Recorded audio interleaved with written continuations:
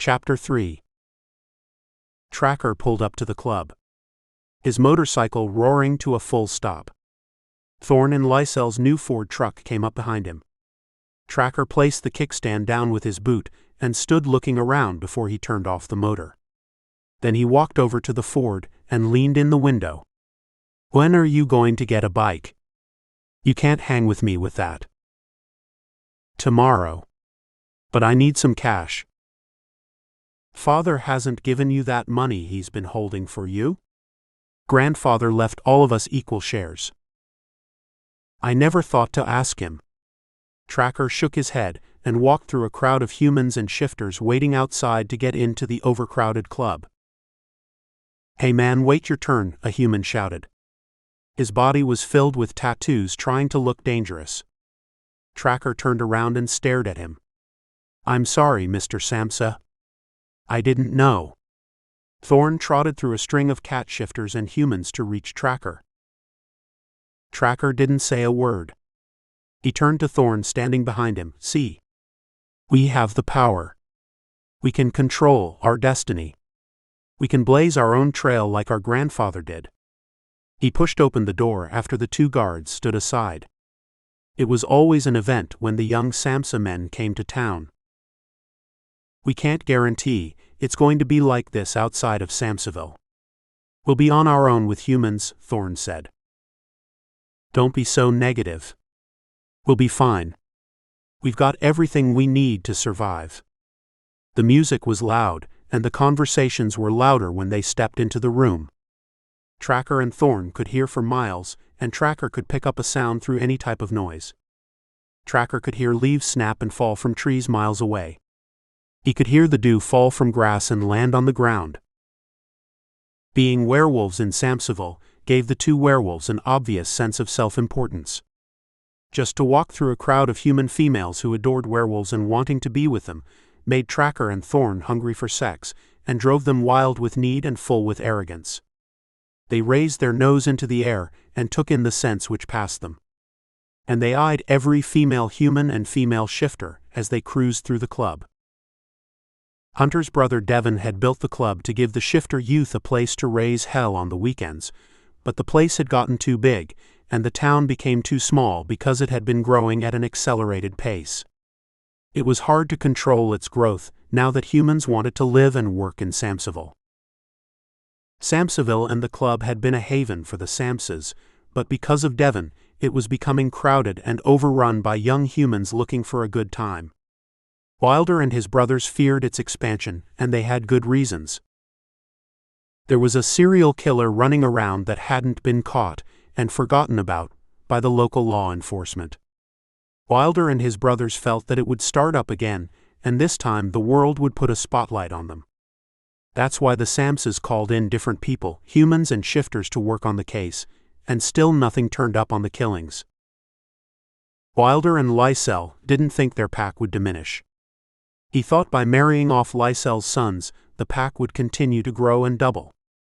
And it would, but Lysel's sons couldn't be controlled, as were all the Samsa men. It was hard to restrain them, especially if they had a craving for something. And that something was to be free to live the way they wanted with a human female. A werefemale wasn't on their menu. When Tracker and Thorn stepped past the bar to the back where a large floor had been erected, the music was ear-splitting. But Tracker could hear Damon bragging to 3 shifter women about his brothers. "He's in the back against the wall surrounded by female shifters," Tracker said to Thorn. Thorn followed behind Tracker. They made their way through the crowd to where Damon was standing. "Tracker," Damon said, all smiles, turning to the females. "Didn't I tell you about my big brother?" "But you all look alike," the fox shifter squealed, looking up to Tracker like a teenage groupie. "Can't we just all get in bed and have a party? All of you are so good-looking." She glanced up at Tracker. "Then you don't mind if we reserve that for another night?" "I had something else in mind, and it doesn't involve my brothers," Tracker said, turning, gazing at a beautiful dark shifter with olive skin, full red lips and long black hair. "I think you will do," he said, taking the werepanther's hand, leading her away. She looked back at the female shifters standing around waiting to be used by the 2 remaining werewolves. "She's mine," Damon shouted over the music to Tracker as he pushed through the crowd behind Tracker and the werepanther. Thorn stood near the tigress shifter watching at Damon going after Tracker in protest. "I hope you like me as much as I want to be with you," Thorn said to a tiger shifter. Thorn's eyes followed Damon to see what he would do. There wasn't anything he could do with Tracker. There never was. If Tracker wanted to fuck a female shifter or human, he didn't care who she belonged to. As long as she wasn't a mate of his brother's, they weren't off the table. "Sure, I like you," the tiger shifter said. "We came here to meet a Samsa and fuck 1 or 2. One big dick is as good as the next," the fox shifter said. Thorn smiled. "You're my kind of shifters," he said to them. Tracker had dragged Damon's shifter halfway through the crowd of onlookers. When Tracker turned to make his way through another group of shifters, his eyes spotted what he really wanted, and it was a female. A human. He dropped the werepanther's hand and stood looking at the human. Standing mesmerized and stunned at her beauty, Tracker moved closer to her and forgot about the werepanther standing behind him. Gazing at Tracker with the same interest, the human slid her tongue slowly over her bottom lip. Then her top. Was she alone? Tracker didn't care. All he cared was that he needed to fuck and he needed what he craved, a human he could have his way with. A human female made his dick hard and kept it hard for days. Without turning around and Damon standing behind him looking at the werepanther, Damon didn't question his gift. He thought maybe he would have to share her with Tracker, and he didn't want to do that, since he had plans for her all night. Tracker turned slightly without taking his eyes off the human, and threw the keys to Hunter's apartment over his shoulder with it landing in Damon's hands. Tracker didn't need to see to take aim and hit his target. His instincts were sharp and certain. After all, in high school, he was the quarterback who could throw a ball with his eyes closed and it would land in the hands of the running back or the tight end. Thorn was the running back and Damon the tight end. Game over. It wasn't often that Tracker saw a human female that aroused him the way this one did. Zoe and his teacher in high school had been the only ones he had a strange sexual attraction for, that is, until now. The noise of the club and its dim interior faded as he approached the young woman who looked to be about 18.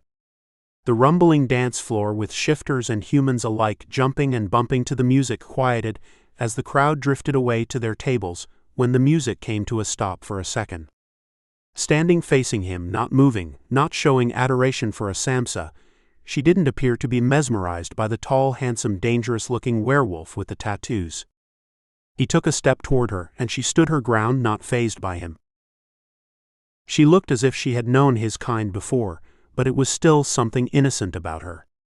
She was pretending to be a bad girl when approached by a badass werewolf, Tracker Samsa. It hasn't registered with her just what and who she was dealing with, Tracker thought.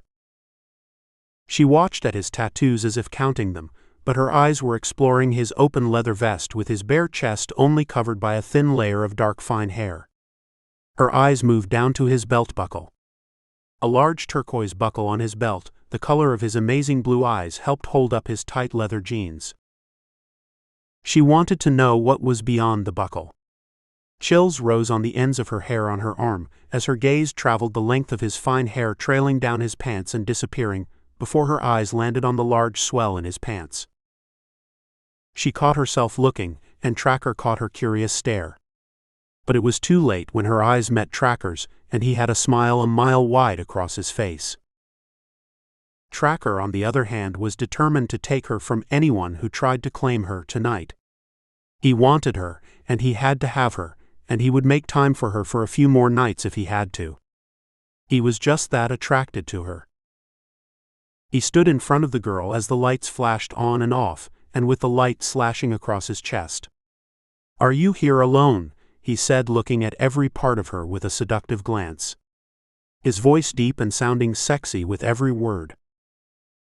She felt his eyes stay on her and rake over her, and her heart stopped, and started again in rapid response. "Do you mean whether I have a boyfriend?" she said, breathless. "Not necessarily. I was wondering who I would have to kill tonight before I fucked you." "You might have to kill my father, but I don't think you would because I'm going to make it easy for you." "I won't tell him if you don't," she said, and Tracker smiled at her sweet-sounding voice and words as if he's lost in a sudden summer thunderstorm. "Damn, you're beautiful," he whispered, leaning near her ear. "Smelling her scent. Where have you been all my life?" Tracker knew these lines were old, and he perhaps got them from watching television or listening to his father say this to his mother. But nevertheless, it worked. His parents had forbid him from watching movies, but whatever his parents didn't want, Tracker was drawn to. "Waiting on you," she said with a curl in her plump lips and a twinkle in her golden brown eyes. "Well, baby, you won't have to wait long." He twirled her around as if he was getting ready to dance and said, "You're dressed just right for a ride." She tilted her head, not knowing what he meant. "A ride on my motorcycle," he said with a smile, thinking she thought something else. But he did have in mind what she thought, and more besides that. The girl wore a pair of tight black leather jeans and a flannel black and red shirt with black boots. "What time do you have to be home?" "Before sunrise. That's when my father gets back." "Enough of your father. If I hear any more about him, my cock will go soft." "But that's not likely to happen, I assure you," he said with a boastful tone and a brash grin that slanted upward, revealing a beautiful set of teeth. Tracker led the girl outside. He didn't ask her name, and he didn't care if she gave it or not. He wasn't planning on falling in love. He wasn't planning on anything but getting into her panties and staying there all night, and the next night if he had to. Tracker wanted to be in love, like his father and mother. Find his true mate and love her forever. And never have to search around for someone to satisfy his craving for sex and his craving for a human female. She fit all the bill. Her smell of fresh flowers calmed him. He liked that smell. Although if he wanted to be in love, she would have been the first one he would have fallen for. He held her hand as he led her to his bike. Glancing around, he noticed that he didn't see Damon's truck or Thorn's. They must have made it back to Hunter's apartment, he thought. He had been so caught up with this human that he didn't hear or see anything. That can't be good, he thought. She's the worst kind of distraction. The kind that can cost a werewolf his life.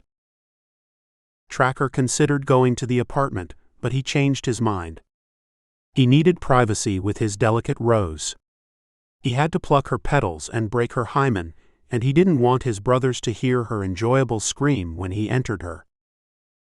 He rode out where he had seen this small luxury hotel with cabins for rent.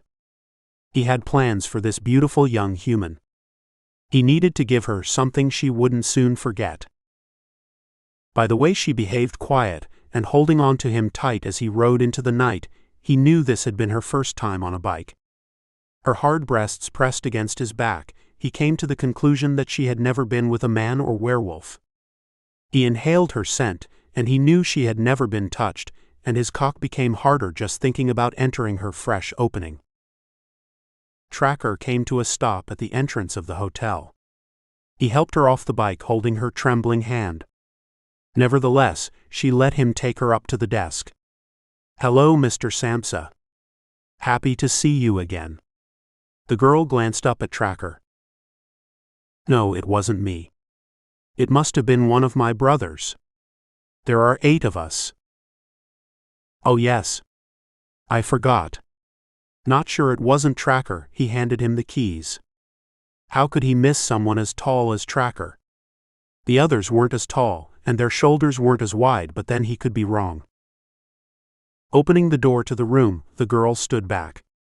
"Don't tell me you have never been in a hotel room?" Tracker questioned. "No, I haven't," she said. "But you would go off with a stranger." "You aren't a stranger, you are a Samsa. Your name is all over this town. And I wouldn't leave with anyone, I left with you." Her voice light and playful. He detected a hint of nervousness. Tracker stood with his hand out. She looked down at his large hand and placed her small one inside his, and they walked in together. There would be no misunderstanding about whether she wanted to be with him, and whether she would make love to him that night. Tracker didn't have time to play games. He would leave tomorrow and he wanted this female, but she had to want him too. "You do want this?" he questioned again. "If you say no, then I will take you home." She shook her head. Yes, she wanted to be with him. There was no need for any Samsa to take a female without her willing agreement. They went at their own choice, and they knew what they were in for. Samsas didn't have to force female shifters or humans into anything sexual. Young women and shifter females came to Samsaville for the express purpose of looking for the most eligible bachelors in the Americas. The Samsa ate in hopes that they would choose them. And this young woman found the #1 young werewolf shifter bachelor and bad boy of all time, Tracker Samsa, and she wasn't going home without her trophy. She saw nothing on his face to say he was warm and was ready to mate. All she saw was raw energy and lust.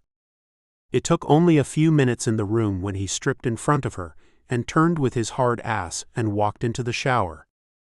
A few minutes later, he opened the door. "Are you coming with me? Don't tell me you've never had a shower with a werewolf before." He shot her one of his wide full-mouth handsome "I got you" smiles. "We don't bite." They didn't bite, at least not females, but they did everything else. "I'll wait until you're out." Her smile was small and shy. She now wondered why she did this.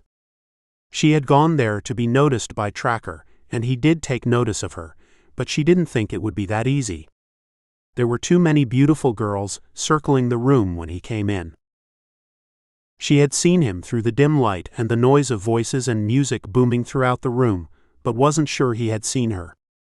So she pushed her way through the crowd of females, and stood near the dance floor in his path on his way out of the club, leading a beautiful dark werepanther.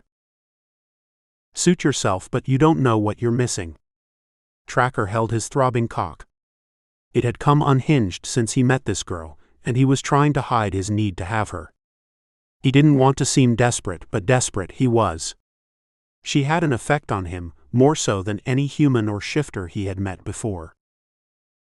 Not even the girls he had fallen for in high school when his nature was at its highest, and the moon its fullest, brought him to what he feels now. When the full moon came around, then his father would take him on a hunt, to teach him to control his sexual instincts. But he was too matured for that now.